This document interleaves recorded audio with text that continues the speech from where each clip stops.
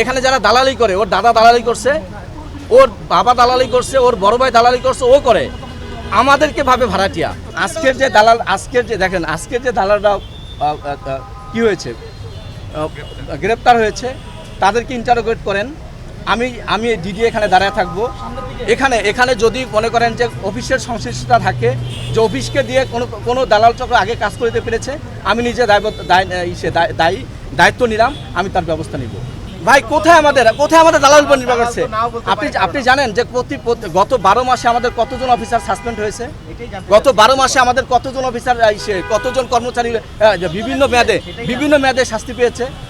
ঠিক আছে, তো আমাদের এই বিষয়গুলো চলমান আছে ভাই। কারো মনে করেন অসৎ উপায় চাকরির নিয়ম বহির্ভূত কাজ করে কোনো সুস্থভাবে চাকরি করার কোনো সুযোগ নাই। সে আজকে করবে, কাল করবে, তৃতীয় একদিন ধরা পড়বে। ধরা পড়ার পর প্রতিটা জায়গায় আমলে নেওয়া হচ্ছে এবং ব্যবস্থা নেওয়া হচ্ছে। ফুডেলা একটি নাবিল পণ্য। আর প্লিজ, আর আপনারা হলেন আমাদের মুখপাত্র, আপনারা জনগণকে জানান, আর আপনারা হলেন দর্পণ, আপনারা সুশীল সমাজের প্রতিনিধি, আপনারা আমাদেরকে ইনপুট দিবেন, অবশ্যই আমরা সেভাবে কাজ করব। এটা হলো আমাদের ক্লাসিফাইড ডকুমেন্ট। আপনারা তথ্য অধিকার আইনের ফরম্যাটে তথ্য পূরণ করে অ্যাপ্লিকেশন করেন, আমরা অবশ্যই জানাবো। এটা চলমান প্রক্রিয়া এবং এটা চলতেছে। এবং শুধু এটা না, কেউ মনে করেন দেরি করে অফিসে আসতো, সে পানিশমেন্ট পায়। ঠিক আছে ভাই, ধন্যবাদ ভাই। এই অফিসে দালালরা, এই যে এখানে যারা দালালি করে, প্লিজ এটা দিয়ে আমি শেষ করতে চাই।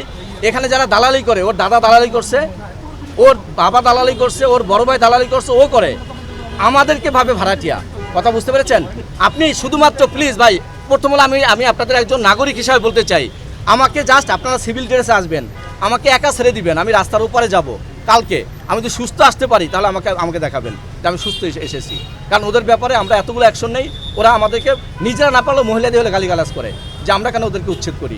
ওদের বুঝতে পেরেছেন কথাটা ভাই? প্রথম আমি সমাজের একজন প্রতিনিধি, তারপর আমি হলো চাকরি করি।